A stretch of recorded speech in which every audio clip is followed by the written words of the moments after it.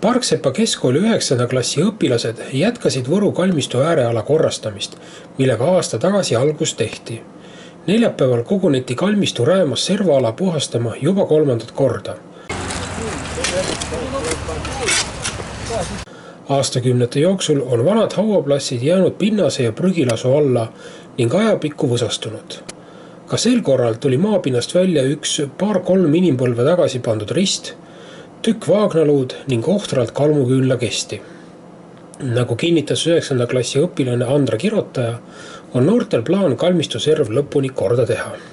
Sel kevadel me oleme siis siin juba 3. korda ja miks me siin oleme? Väga lihtsal põhjusel, et meile väga meeldib ja see oli meie enda soov siia uuesti tagasi tulla.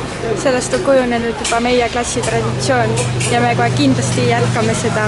Nii et ilmselt sügisel oleme me jälle siin.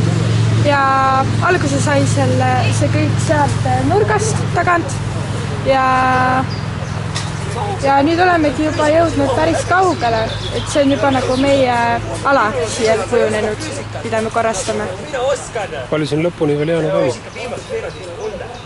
Varsti saabki ära vist? Jah, varsti saabki ära ja küll me leiame uue koha, kus edasi jätkata. Me võtame siis vist. Aga siin on olnud kõsed raudkaund. Vaadam näppa vahele. 1, 2.